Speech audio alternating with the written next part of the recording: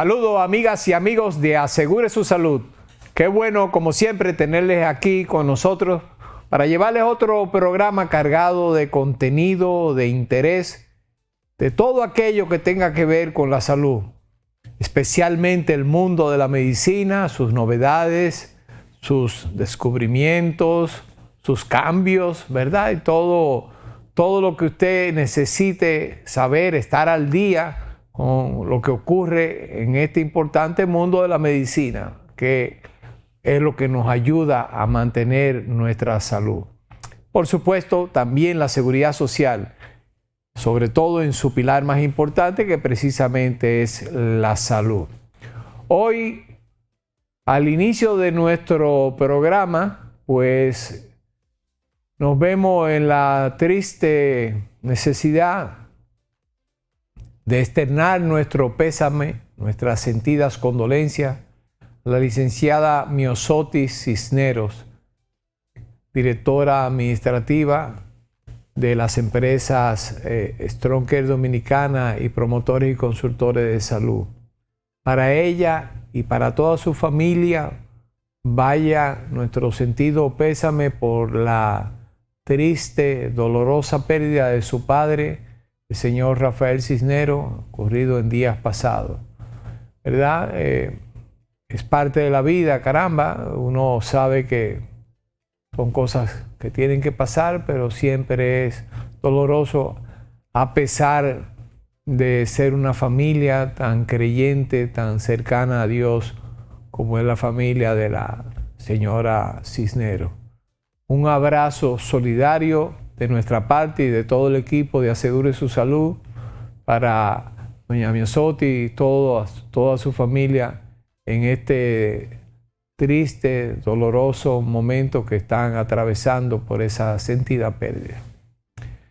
Señores, pasando a otras informaciones, pues yo quiero hoy dar la bienvenida, ¿verdad? Una calurosa bienvenida a una entidad que para mí siempre ha sido clave, vital, en todo lo que tiene que ver con la seguridad social. Me refiero a la Dirección de Información y Defensa de los Afiliados, a la DIDA. La DIDA, a partir de hoy, nos acompaña en nuestro programa de televisión y nosotros con muchísimo gusto pues trataremos de apoyarles y de llevar a todos ustedes, amigos televidentes, las informaciones que emanan de esa importantísima, repito, de esa importantísima entidad que tiene el deber de informar y de defender a los afiliados de nuestro sistema dominicano de seguridad social. Quiero, en ese sentido, extender una especial felicitación al licenciado Elías Báez. El licenciado Báez es el nuevo director, de hace unos meses, el nuevo director de la DIDA.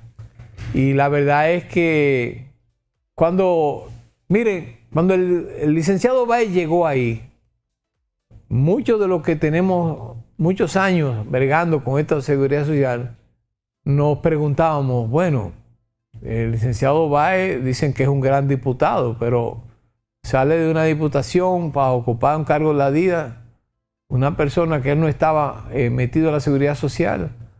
Pero él nos ha enseñado que no era necesario estar envuelto en esto para defender los mejores intereses de la gente.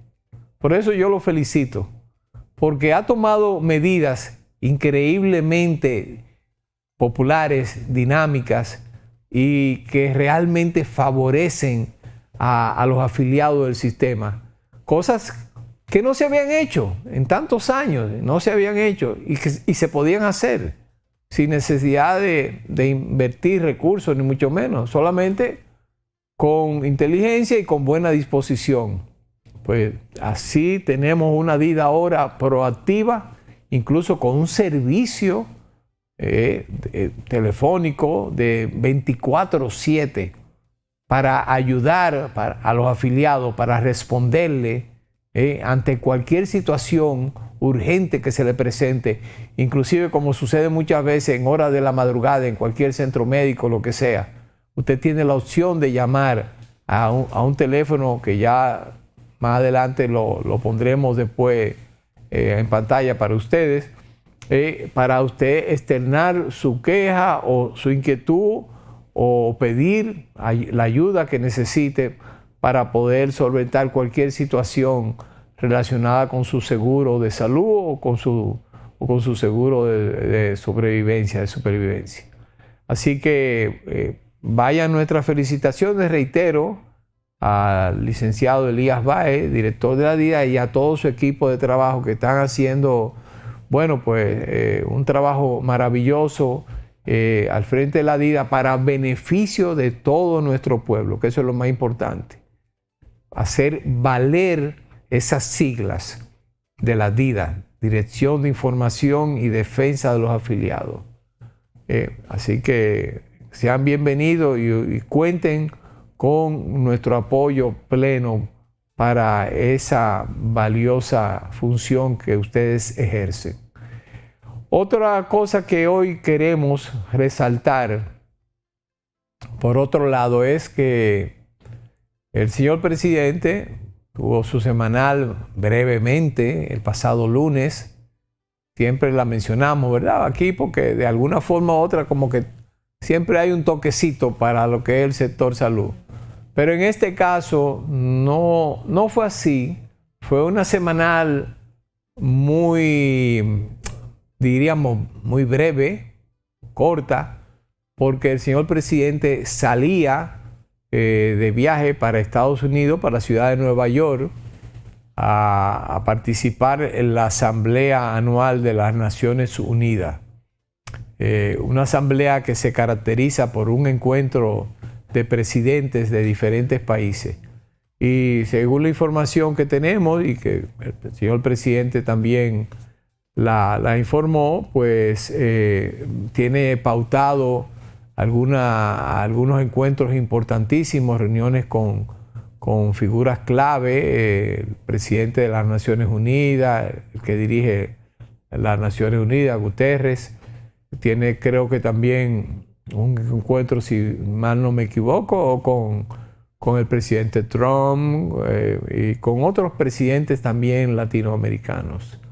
Así que ojalá que sea un viaje exitoso. El señor presidente participa,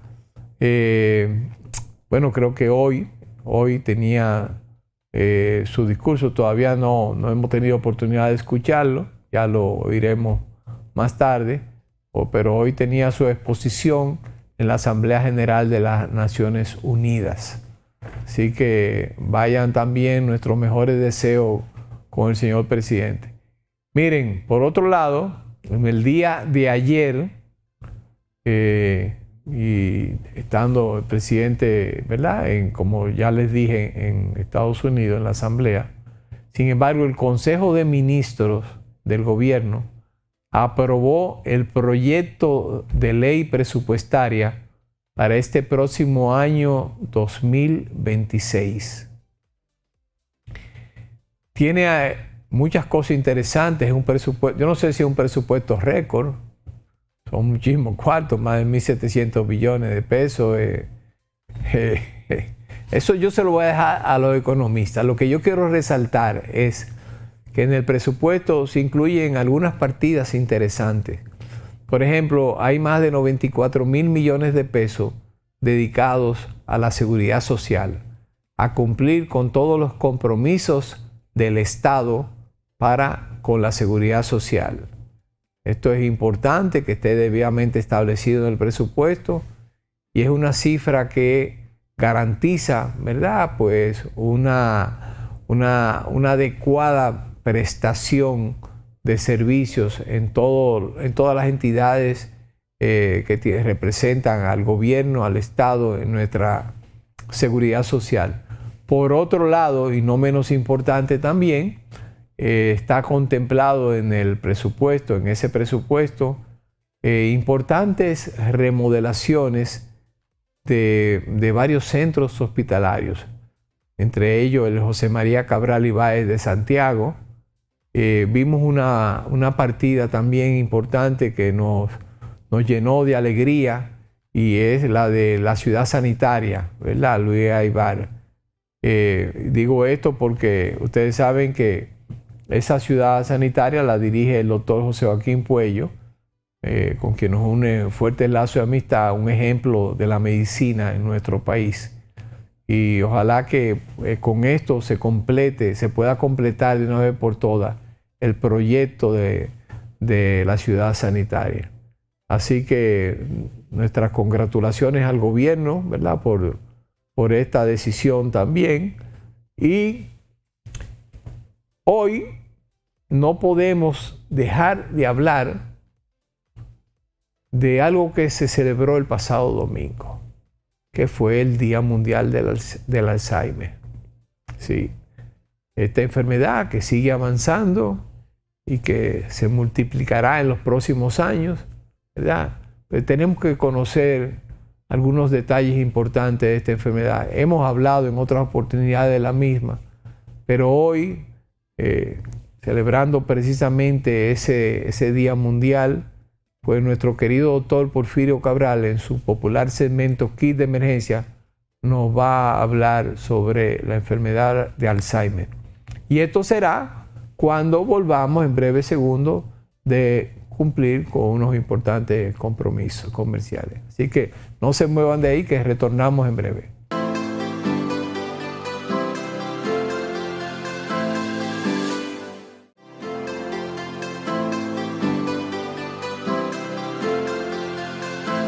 Bien, señores, tal como les dijimos en nuestro inicio, hoy tenemos en nuestro kit de emergencia un tema importante, actual, muy actual, y que, como dijimos una vez, aquí es raro que en cada una de nuestras familias no tengamos algún paciente con Alzheimer. Yo diría que eso lo encontramos en todos nuestros hogares, en la mayoría de nuestros hogares donde hay adultos mayores.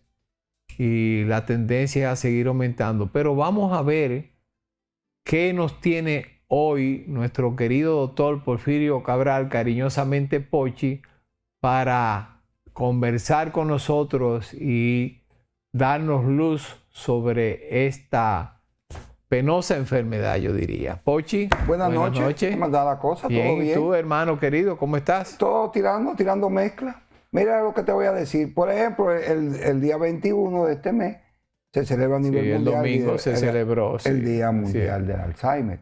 ¿Qué es el Alzheimer? Vamos a empezar a definirlo, porque la gente lo menciona mucho porque es un nombre pegajoso, pero en realidad es una enfermedad degenerativa. Por eso es que tú atinadamente estabas diciendo que va a ir en aumento, porque está aumentando los años de vida en los seres humanos en la Tierra. O sea, antes las personas morían de 60 años, ahora están muriendo de 70, 75. ¿Qué quiere decir? Que existe mayor riesgo de que exista esta enfermedad, porque es una enfermedad degenerativa que va acompañada con la edad. Tienen unos factores que son la edad, tiene un factor que es el factor genético. En esta enfermedad, sí, el factor es genético tiene mucho peso. Hay otras enfermedades que es variable, sí, que es suponiendo, pero aquí tiene mucho peso la herencia. También el hábito de vida que estamos llevando, menos ejercicio, menos lectura, los que viven utilizando es pantalla, eso está llevando a que la enfermedad aumente porque se va degenerando. Porque en anatomía dice que órgano que no se usa se atrofia y órgano que se ejercita se desarrolla. Entonces, la manera de desarrollar el entretenimiento al cerebro es la lectura de libros. El movimiento de usted hacer libros lleva a eso, cosa que la gente ha ido perdiendo, y si ustedes notan, cada día más hay menos personas que usted ven con un libro. De hecho, las bibliotecas que vendían libros tradicionalmente, porque ya todo es electrónico, casi no existen. O sea, en República Dominicana nosotros no tenemos 2 o 3 bibliotecas, como habían bibliotecas emblemáticas, la Trinitaria, la que sí o qué, que tenían toda la cantidad de libros. Pochi, y la misma Biblioteca Nacional, la Biblioteca República Dominicana, también allá por el Palacio. Pero entonces, el problema es que tú lo has dicho, porque es que los muchachos no leen libros. Oye, ni leen los libros, ¿verdad?, tradicionales, pero ni siquiera están leyendo los que vienen electrónicos, digitales. Ahora tú descargas, hay muchísimas aplicaciones que tú descargas libros, pero tampoco. Existe una involución, estamos leyendo menos, y eso es muchas de las causas de que no se ejercita el cerebro, y una proteína específica que tenemos en el cerebro, que se llama tau, se describe así mismo, T-A-U, esa degeneración hace una maraña, y empieza a tener esos trastornos. Ahora, ¿qué es importante? Es importante que también no se etiquete a nadie inmediatamente. Por ejemplo, ahí en pantalla tenemos en un gráfico la degeneración del cerebro, para que ustedes vean. Ahí en la parte lateral izquierda, en su pantalla, ustedes ven cómo el cerebro se degenera. Entonces usted empieza a tener manifestaciones de que se le olvidan las cosas, de que pierde la noción del tiempo, tiene descuido en el aseo, trastorno, se desaparece. Entonces ocurre todo eso. Pero ojo con eso, hay que descartar, antes de decir que Alzheimer, hay que descartar otra enfermedad, otro tipo de demencia que tiene la demencia senil. Y hay una que la voy a recalcar aquí, y es el pequeño trauma que se da un anciano, se da un envejeciente, se da en la esquina de una mesa, un pequeño golpe, no tiene que ser un golpe muy grande, y empieza a hacer un hematoma lentamente. Y cuando empieza a hacer hematoma, la gente cree que tiene un Alzheimer, y no un Alzheimer, es un hematoma subdural. Eso es muy importante. Ahí tenemos en pantalla las edades de 30 a 60 años. Lo que nos atemoriza es que más pacientes jóvenes están cursando con la enfermedad, o sea, se está presentando antes de los 60 años con mucha frecuencia. Ahí es muy penoso y doloroso, Pochi. Cuando tú ves un hombre, una mujer con 60, 70 años apenas, ya debutando con esta enfermedad, y que por lo regular es más agresivo, ¿verdad? Claro. Cuando comienza así temprano. No, pues imagínate, tú tienes más tiempo, y la proteína al degenerarse tiene muchas funciones que vas perdiendo. Entonces, eso es muy importante, descartar otras enfermedades que pueden aparecer que no son necesariamente... Antes de etiquetarlo, ¿verdad? Mira ahí qué buena eso. Ahí tenemos los tipos de demencia. A Carlito, gracias. La demencia es un término tipo paraguas para rápida memoria y otra habilidad de pensamiento. Sí. Ahí tenemos. Entonces, miren los tipos. Hay Alzheimer, hay vascular, que usted lo que tiene, no un problema de la proteína en el Alzheimer, sino un problema vascular de irrigación. La demencia con cuerpo de Lewy, que esa se determina realizando tomografía y otros estudios. Una frontotemporal, y hay otra... Esa frontotemporal se ha hecho muy famosa con este actor de cine, Bruce Willis, ¿verdad? Y vemos que lo peor de esto es que pueden estar combinadas.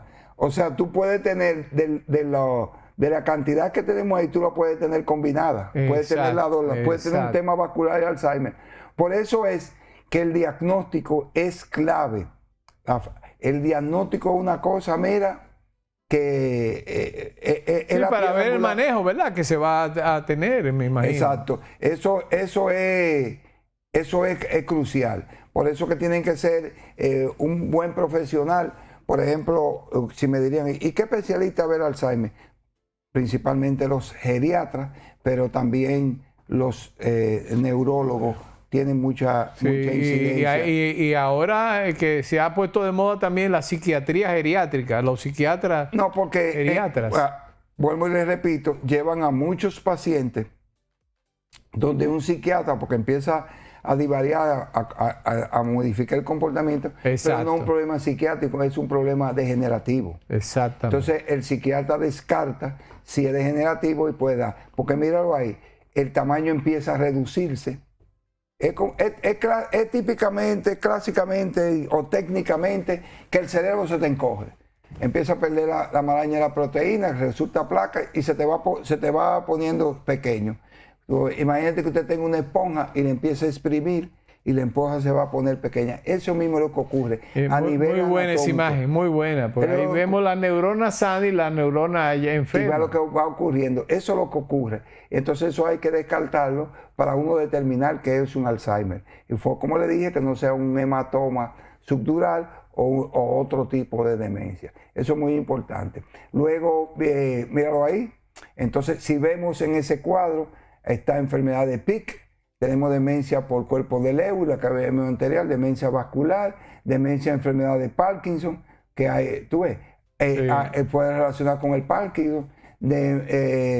Hay una demencia que te la causa los múltiples infartos, y los infartos nomás que se te va muriendo área del cerebro causado por un problema vascular. Con la misma edad también. Y también con el uso de algunos medicamentos. Sí. Y entonces el Alzheimer tiene un inconveniente, que con esas condiciones, otras enfermedades que usted tenga añadidas, él se la exacerba.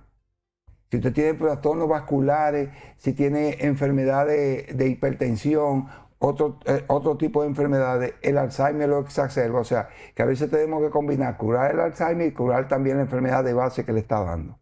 No anda sola. Eso es clave. Entonces, eso es lo que tenemos ahí. Pochi, yo quiero hacerte una pregunta. Antes de que tú sigas dándonos información valiosa sobre el Alzheimer. En mi juventud era frecuente en los jóvenes, jugamos mucho ajedrez. Claro. Yo ahora como que no escucho, muy de vez en cuando oigo de algún pequeño torneo de ajedrez, pero antes en los barrios incluso se hacían competencias de ajedrez. Yo mismo me acuerdo que en la misma Secretaría de Deportes que estaba en Honduras, nunca se me olvida, hizo un torneo de ajedrez ahí, que yo participé hasta gané un premio. Lo que pasa es que tú ves como hay países europeos, países, Rusia, Rumania, que es obligatorio en las escuelas, porque resulta ser que el ajedrez, le decimos un juego, pues no es un juego, un deporte. Es un deporte. Y que ejercita enormemente el cerebro. Sí. Y yo le dije que, entonces, ¿tú estás oyendo? O sea, el ajedrez está en la clasificación de un deporte. El ajedrez no es un juego. Exacto. Porque luego tienes azar, y eso te empieza a pensar, inclusive se le da como materia obligatoria en muchos países en Europa. Qué interesante. Aquí, como tú dices, eso se ha ido perdiendo. Yo soy un encantado de jugar ajedrez y no encuentro con quién jugar ajedrez. O sea, hay máquinas, yo lo juego con una aplicación. Con una aplicación. Pero eso era tradicional porque eso te da ese acercamiento con la gente. Yo tenía una persona que murió en mi barrio, que era con que yo siempre jugaba y era sumamente divertido e interesante. Y eso te desarrolla el cerebro. Y a veces nosotros preguntamos, ¿y por qué alguien desarrolla más habilidades que otro? Y es eso que no pensamos. El ejercicio físico, y ese es un ejercicio mental, son deportes que la gente tiene que llevarlo, porque hemos quedado aquí que la mala alimentación, que de hecho el Alzheimer tiene inconvenientes con el uso excesivo de azúcar, de la glucosa. Ya hay gente ya hay científicos que están determinando, porque tú me dices, ¿cuáles son las causas? Ya dijimos la edad, eso, pero te ayuda, y cuando aparece temprano, precozmente, es el uso excesivo de azúcares. Entonces, tenemos que modificar la conducta, míralo ahí, el inicio precoz, los signos aparecen entre 60 y 65 años, lo que está a mano derecha, es un tipo poco frecuente, pero está aumentando por el uso excesivo de azúcares. Y entonces, en el Alzheimer tardío, lo más importante es que hay un gen que se llama APDE-C4 que causa eso. Luego tenemos ya al final el tratamiento, porque el tiempo pasa, y los tratamientos, si Carlito presenta, son con medicamentos específicos. Ahí lo tenemos. Factores de salud ambiental, genética y envejecimiento. Hay muchas investigaciones en curso con el Alzheimer. De hecho, hay experimentación de un medicamento específico y de algunas prevenciones sobre esto, porque tanto como los cánceres como el Alzheimer son el reto de la salud. Sí, sí, claro, claro. Eso es lo que está en el tapete. Y tengo entendido, Pochi, que hay una prueba de laboratorio importante que ya está, creo que la FDA la aprobó, me parece, recientemente, donde se puede determinar, sobre todo en esa primera etapa, ¿verdad? El Alzheimer temprano. Claro. Porque casi todas estas cosas que se están investigando o se han descubierto de medicamentos que supuestamente ralentizan la enfermedad o pruebas de laboratorio, como te dije, que han sido aprobadas, todo eso funciona en los primeros tiempos. En los primeros tiempos, pues ya una persona que tiene 10, 15 años con Alzheimer, ya ahí no hay nada, hay poco que hacer, ¿verdad? Otra cosa que deteriora mucho la familia, tiene 3 fases, leve, moderado, grave. El mismo caso del actor que tú dices, Bruce Willis, todo el trastorno que ha traído en la familia, esas fases, porque es muy difícil. Y aquí están ya los tratamientos, que hay un tratamiento farmacológico, hay un enfoque no farmacológico y hay métodos experimentales que están apareciendo, que lo tenemos ahí en pantalla, como ven, como la terapia con células madre, o sea, una enfermedad que tú puedes usar. Hay inmunoterapia, que está muy avanzada, neuromodulación y terapia genética. Entonces, ahí vemos, entonces con el tratamiento farmacológico, inhibidores de la coletinidasa, eso tienen ya un tiempo, antagonistas, medicamentos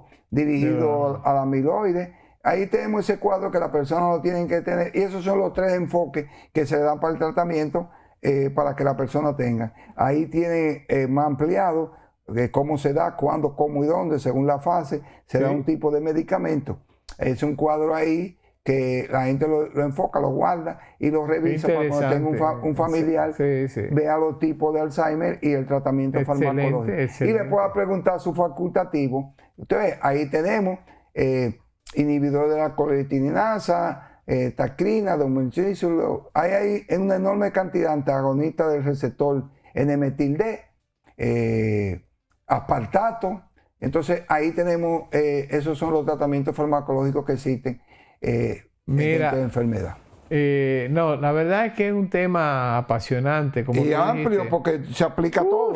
Claro, claro que sí, claro que sí. Yo creo que es un tema que vamos a tener que seguir tratando. Yo no quisiera, Pochi, que termináramos este tema sin que le enviáramos un saludo especial a la doctora Daisy Acosta. La doctora Daisy Acosta, una psiquiatra, geriatra, especialista en este tema, sobre todo el Alzheimer, que ha dirigido, es un buen día traerla de la Asociación Latinoamericana o Americana. Tipo de persona de ese tipo. Una persona con una amplísima experiencia en esto de Alzheimer. Es bueno traerla porque recuerda que nosotros vamos a invitarla en esta fase lo que hacemos es informaciones generales para que nos entienda cualquiera. Ya cuando tú la traes a ella, ya el público pasa a los médicos. Fantástico. Yo creo que tú nos has dado mucha luz sobre esta enfermedad que, como bien tú dijiste, ha adquirido ribetes dramáticos de importancia por el avance que ha tenido en nuestras sociedades, en el mundo entero, ¿verdad? Y es una enfermedad que afecta no solamente al individuo, sino a la familia también, como Pochi explicaba. Lamentablemente la familia se ve seriamente afectada con los pacientes de Alzheimer, así que hay que tener paciencia, comprensión, hay que tener entrenamiento y solidaridad para con estos pacientes y con sus familiares también. Claro que sí, hay que tratar a los familiares. Muchas gracias, Pochi, y ustedes no se muevan, porque en breve retornamos con más contenido aquí en su programa Asegure su Salud.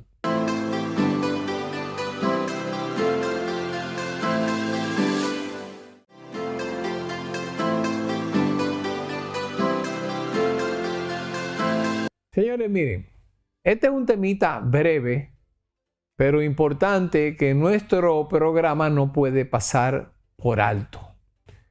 En el día de ayer hubo una información que encendió los medios de prensa oficiales del mundo entero, por un lado, y obviamente las redes sociales también, por otro lado, por tratarse del protagonista que la generó, que fue el presidente Trump. El presidente Trump ayer informó, dio a conocer a la prensa que según investigaciones hechas, no sabemos por quién, pero supuestamente, ¿verdad? Personas ligadas a su gobierno, pues se había demostrado la relación del consumo de acetaminofén o paracetamol en el embarazo con el desarrollo de autismo posteriormente en esos bebés. Estoy hablando para que ustedes sepan, citarle dos nombres comerciales muy populares, Tylenol o Tylenol y Winazor, para decirle solamente dos de mucho uso en nuestro país. Pero esta información ha causado escozor y asombro en la clase médica, porque la verdad es, queridos amigos, que no tenemos todavía pruebas, ¿verdad? Pruebas reales, contundentes, de que esto sea así. Y es muy delicado usted dar a conocer una noticia como esta, porque el paracetamol, el acetaminofén, es un medicamento que lo utilizamos mucho, porque si bien es cierto que la dosis terapéutica está muy cercana a la dosis tóxica, eso no lo podemos negar, nadie debe tomar más de 3 gramos al día de esta molécula. Es decir, imagínense que una capsulita o una pastillita de esta tiene 500 miligramos, usted no debe tomarse más de 6 al día en 24 horas, porque ciertamente en dosis mayores siempre puede haber el riesgo de hepatotoxicidad, como se metaboliza en el hígado, que pueda haber algún ligero daño hepático. Y si en cantidades mayores, pues obviamente el riesgo todavía es más grande. O sea, aquí eso sí, pero es un medicamento por demás inocuo, fuera de eso, que contrario a las aspirinas o derivados de las aspirinas, que pueden tener efecto anticoagulante y provocar hemorragias, con el acetaminofén, con el paracetamol, no tenemos ese riesgo. Y es lo que más acostumbramos a indicar en niños, en personas con otros problemas de salud, etcétera, etcétera. O sea que esto ha causado un tremendo revuelo en la clase médica. Esto se suma a declaraciones ya emitidas por su ministro de Salud, ya lo habíamos hablado, ¿verdad? El señor Kennedy, que desalojó, disparó, botó a todo el personal que estaba en los centros de enfermedades, de los CDC, de allá, que eran expertos en los temas de COVID, de vacunas y cosas. Y ha ido ingresando gente antivacunas, como él mismo lo es también, y a cada rato vienen nuevas informaciones sobre los daños supuestos o reales de las vacunas de RNA mensajero que se utilizaron contra el COVID. Y es un tema que ya lo hemos explicado muchas veces, lo de posibles perjuicios versus beneficios, como se utiliza en medicina. Y ahora están buscando nuevas cosas con este tema de esta vacuna. Así que otra más para el equipo del señor presidente Trump, que se agrega con esto del Tylenol y del acetaminofén, paracetamol. Lamentablemente no sabemos dónde esto va a parar, como decía un amigo mío, ¿verdad? Porque La verdad es que están revolucionando el mundo de la salud y de la medicina, y no de la mejor manera. Los cortes que se han hecho en los Estados Unidos, presupuestarios, están afectando los programas de Medicare, Medicaid, ya están comenzando a afectarlo. Que no sabemos, repito, hasta dónde va a llegar eso. Pero a Dios que nos agarre confesados, hay que tomar las cosas con pinza y es nuestro deber, como siempre, siendo este un programa de salud, mantenerlos al tanto de todo lo que está sucediendo en ese gran país, la mayor potencia en el mundo de la ciencia y también de la medicina. Así que ya veremos a ver las próximas noticias con respecto a esto. No se me vayan de ahí porque viene la sorpresita. Hoy tenemos, sí, invitado un cuarto bate conocido ya de ustedes, un colaborador asiduo de este programa, ¿verdad? Que nos va a dar mucha luz hoy, nos va a contar explicaciones jurídicas de estos temas de nuestra seguridad social que están ahora mismo latentes sobre la mesa. Así que en breve retornamos con ustedes con nuestro invitado de hoy.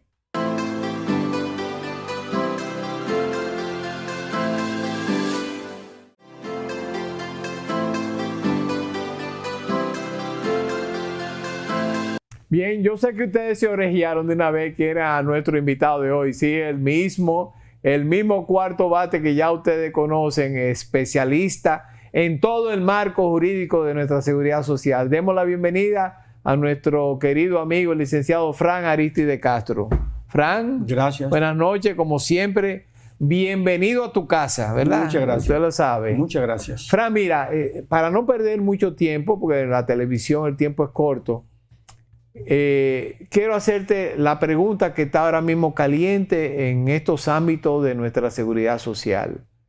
Las críticas que ha generado o los comentarios, porque algunos han sido favorables y otros han sido criticando esa medida que han tildado de ilegal, sobre la disposición del Consejo Nacional de la Seguridad Social de disponer de 12.500 millones de pesos de excedentes de las reservas del Lidopril, ¿verdad?, para traspasarlo a la seguridad social, es decir, 6.000 millones de esto irían a paliar el déficit del SENASA, unos 5.000 millones, tengo entendido, irían al cuidado de la atención de la salud. Viene por ahí una revisión de la cápita, una indexación de la cápita y posible adición de nuevos beneficios para los afiliados.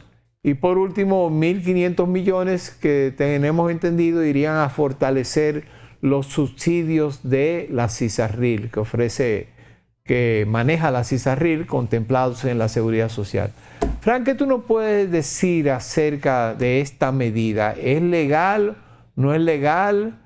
¿Hay precedente? ¿Cuál es la situación con esto? Sí, mira, desde que inició el seguro de riesgos laborales en marzo del 2004, tú sabes que Pensiones inició en junio del 2003, pero el seguro de riesgos laborales inició la primera cotización, la primera factura salió en febrero del año 2004 para la cobertura de marzo, porque es prepago. Desde que inició el seguro de riesgos laborales en marzo del año 2004, se han acumulado muchos recursos. Antes le llamaban administradora de riesgos laborales, ahora se llama Lidopril. Exacto.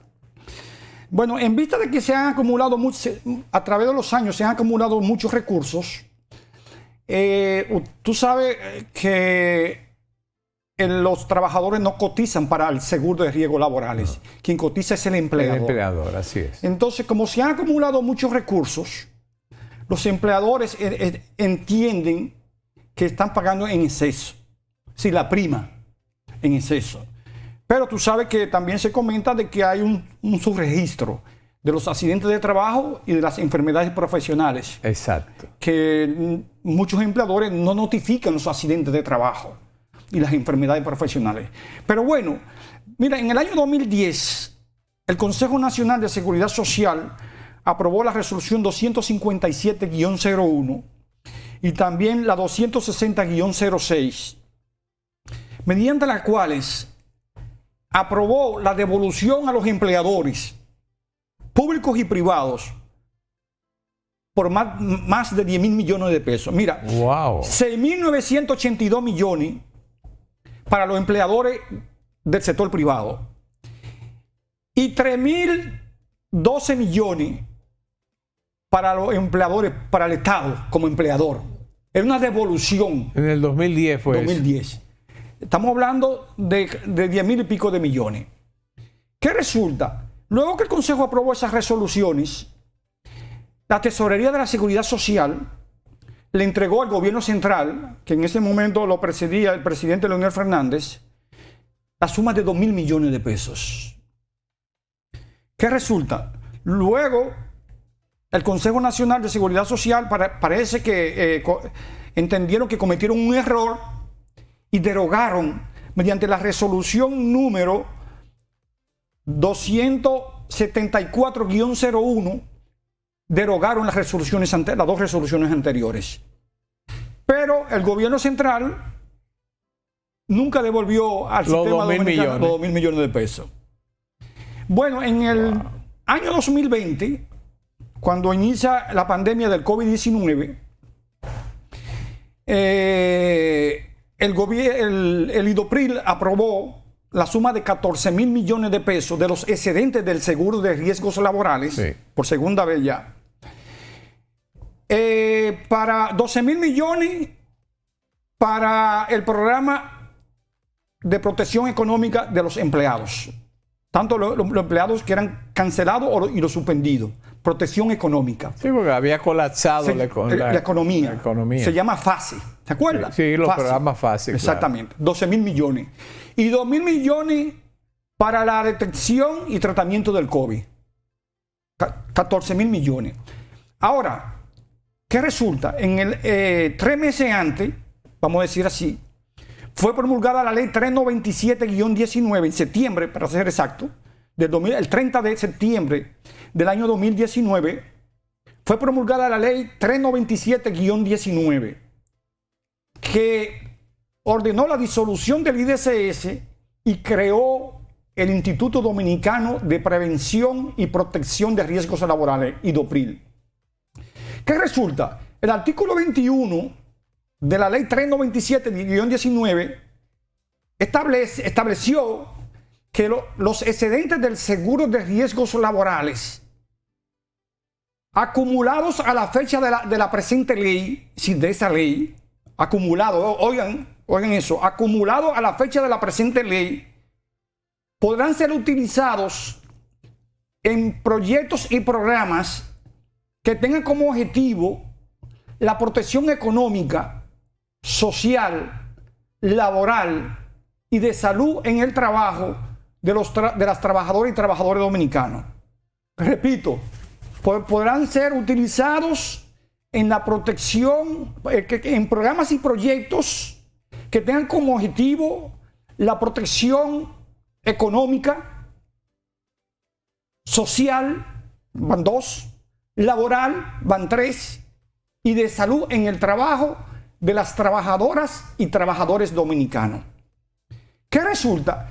En ese momento, la CISARRIL, Rafael, sí, cuantificó en 19.427 millones los excedentes del seguro de riesgos laborales que se habían acumulado a la fecha de la promulgación de la ley 397-19.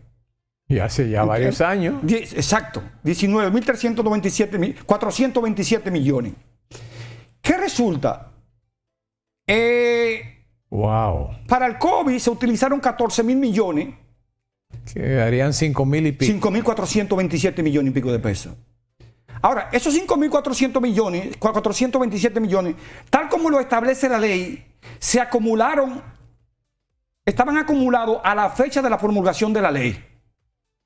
¿Me copia? Sí, sí, claro. Por consiguiente, esos 5.427 millones quedaron pendientes de aprobar la utilización de esos recursos por el Consejo Directivo del IDOPRIL, porque fue la Ley 397-19 a quien le dio competencia para aprobar la utilización de los excedentes del seguro de riesgos laborales acumulados, repito, acumulados a la fecha de la promulgación de la Ley 397-19, fue al Consejo Directivo del IDOPRIL.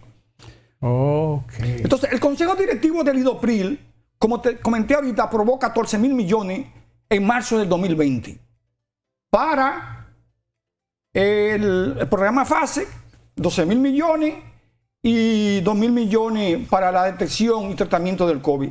Quedaron 5.427 millones. Pero, ahora, la renta, oye esto, Rafael, sí. La rentabilidad obtenida de esos 5.427 millones, porque fue cerrado al 31 a diciembre 31 del 2019. Entonces, la rentabilidad obtenida por esos 5.427 millones, esto es muy técnico, ¿eh? Sí. Desde el 1 de enero del año 2020 hasta la presente fecha, constituyen también excedentes del seguro de riesgos laborales acumulado a la fecha de la promulgación de la Ley 397-19. Tanto el capital como los intereses.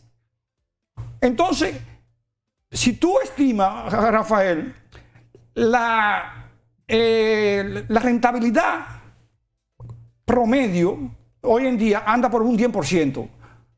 10% anual, por supuesto, anual. Sí. Si tú le aplicas un 10% anual a esos 5.427 millones, estaríamos hablando en 5 años de alrededor de 2.500 millones.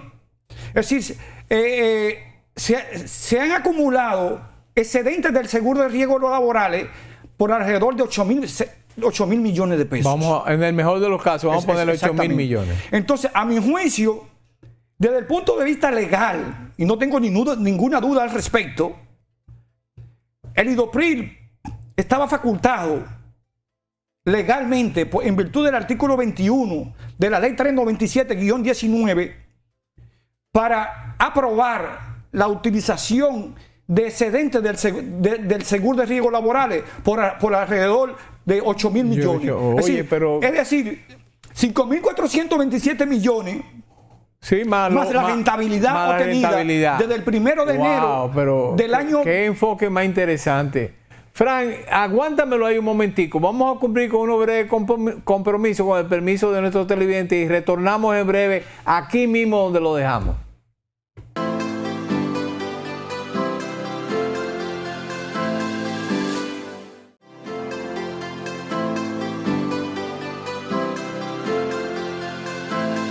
Bueno, esto que está diciendo Frank, ¿verdad? Es importantísimo y la verdad es que es una cátedra, porque según lo que yo estoy entendiendo, Frank, entonces el monto que realmente legal, entre comillas, podía haberse utilizado para la operación que se hizo eran esos 8.000 millones de pesos, 8.000 y pico, lo que fuera. Exacto. 5.427 millones más la rentabilidad obtenida. Pero eso es el IDOPRIL. Sí. La facultad legal que le da la ley, el artículo 21 al IDOPRIL. Okay. El Consejo Directivo del IDOPRIL. Exacto. Ahora, vamos a ver cuáles son las facultades del Consejo Nacional de Seguridad Social. Porque esas facultades que le otorgó el artículo 21 al Consejo Directivo del IDOPRIL era relativa a los excedentes acumulados a la fecha de promulgación de la Ley 397-19. Es decir, vamos a decir, al mes de diciembre del año 2019. Exacto. El IDOPRIL no está facultado, a mi juicio, para aprobar la utilización de excedentes que se hayan acumulado a partir del 1 de enero del año 2020. Ok.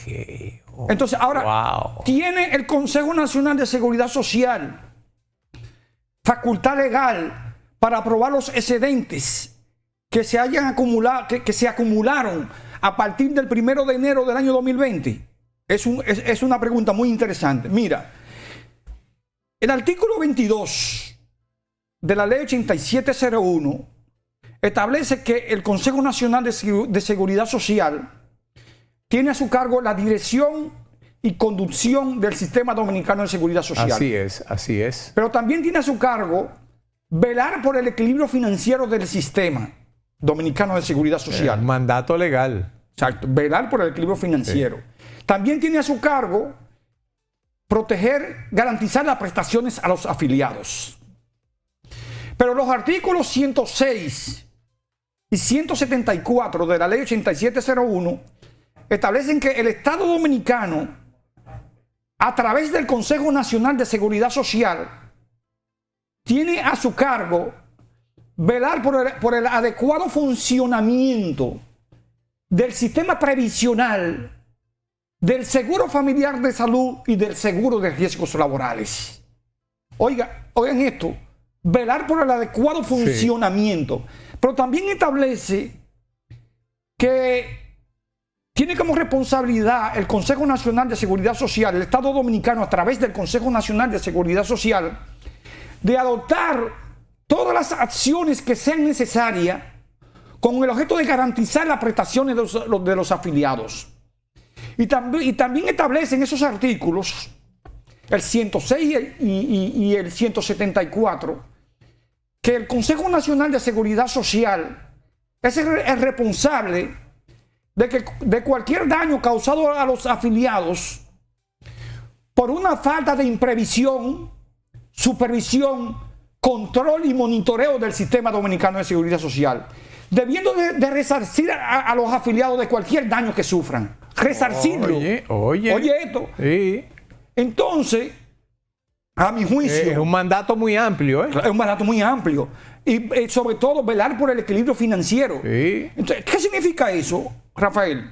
Que si uno de los seguros tiene un déficit financiero, el Consejo Nacional de Seguridad Social tiene que velar para que no exista ese déficit financiero. Para buscar la forma de equilibrarlo, de compensarlo. De compensarlo. Entonces, a mi juicio, tiene facultad legal el Consejo.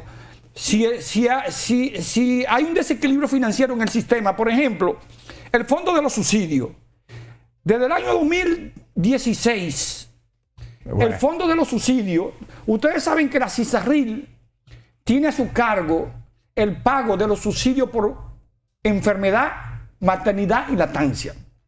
Pero el gobierno ha tenido que, en varias ocasiones, subsidiar el fondo de los subsidios. Porque tiene un déficit, porque tiene un déficit financiero. Sí, sí. Es decir, lo que se recauda mensualmente no alcanza. No alcanzan para pagar el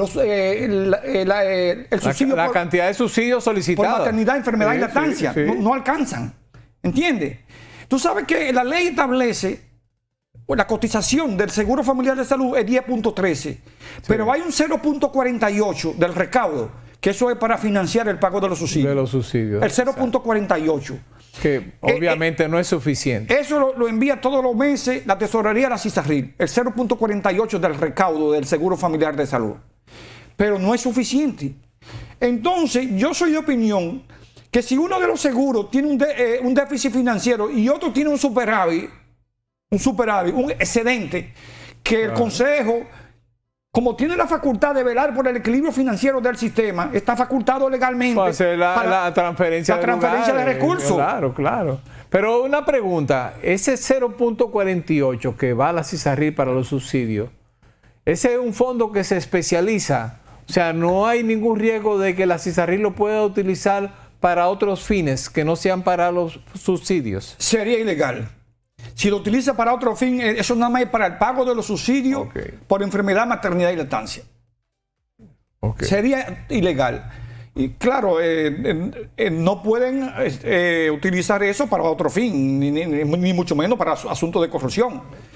No, me refiero para otros temas inherentes a la misma CISARRIL, ¿verdad? Como sus funciones son tan amplias. No, exacto. No, la CISARRIL te preguntaba por eso. Exacto. No, la CISARRIL tiene que utilizar esos recursos para el pago de los subsidios por enfermedad, maternidad y lactancia. Pero hace mucho que están presentando un déficit. Sí, eso lo conocíamos de hace años, como tú dices, casi 10 años. Desde el 2016 venimos hablando del déficit de los subsidios, es verdad. Entonces hay un hilo muy fino, hay algunos juristas, abogados, que entienden que no tiene competencia el Consejo Nacional de Seguridad Social. Bueno, ya yo te dije que yo no tengo ninguna duda de que el IDOPRIL estaba facultado legalmente para disponer del uso de los excedentes del seguro de riesgos laborales, pero hasta la suma de 5.427 millones más la rentabilidad obtenida desde el 1 de enero. Que estimamos en unos 8.000 y pico de millones. Exactamente. Ahora, te repito, Rafael, los excedentes que se hayan acumulado a partir del 1 de enero del año 2020, a mi juicio, en virtud de la facultad que tiene el Consejo de velar por el equilibrio financiero del sistema, me parece que puede hacer una transferencia de recursos del seguro, por ejemplo, de riesgos laborales al seguro familiar de salud. Ok, mira qué interesante. Y la verdad es que lo que tú planteas tiene lógica, tiene sentido. Porque, señores, a veces, más allá de la parte legal, está la parte de la razón, de la lógica, de la humanidad. Mucha gente se ciñe estrictamente al mandato de la ley, pero ¿para quién está creada la ley? Para nosotros los humanos. Y si hay cosas que hay que hacer para garantizar el cuidado de la salud de la gente de una forma u otra, y hay otros aspectos de la ley, como en este caso ha citado Fran, que le dan un mandato amplísimo al Consejo de la Seguridad Social para hacer lo que tenga que hacer con tal de garantizar precisamente eso, el equilibrio del sistema, el equilibrio financiero y la continuidad en el cuidado de la salud de la gente del sistema. Entonces uno pensaría, por lo menos yo lo creo, oye, está justificado, ¿verdad? No soy abogado, Fran lo es.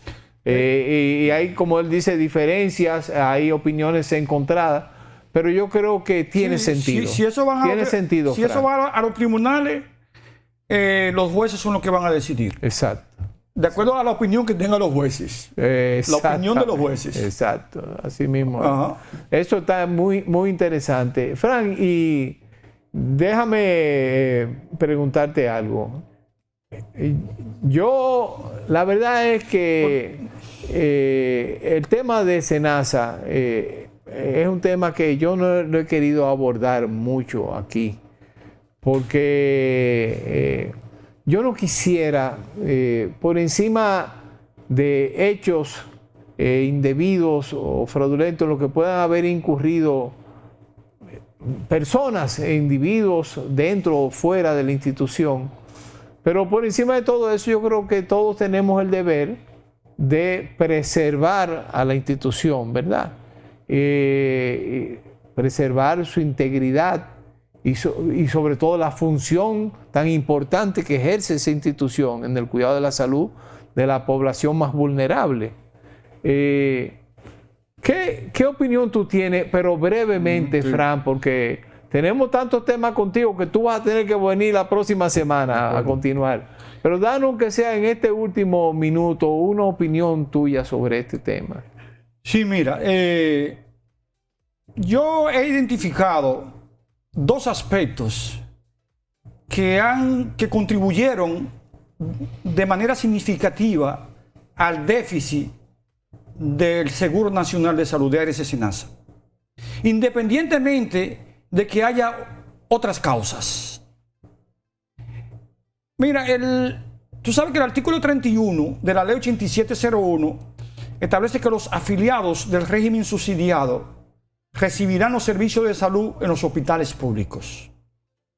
¿Qué resulta? El 70% de los servicios de los afiliados del régimen subsidiado, la ARS SENASA lo pagó al sector privado.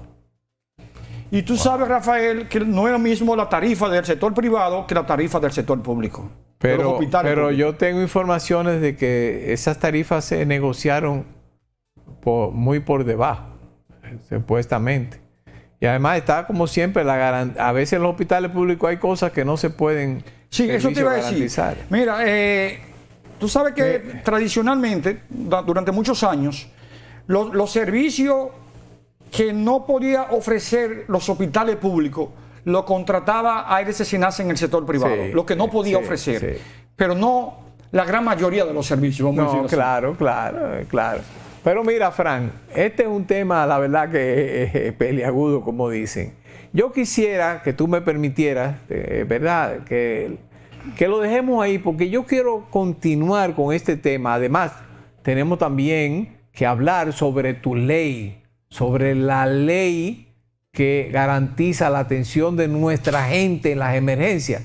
Pero te quiero invitar formalmente, comprometerte con nuestro público a que vengas la próxima semana. De acuerdo. Para poder darle continuidad a estos temas. ¿Te parece bien? De acuerdo. Señores, gracias por su atención. No nos queda más tiempo, pero acuérdense que la próxima semana seguimos con el licenciado Fran Arístide Castro debatiendo estos importantísimos y actuales temas aquí en Asegure su Salud.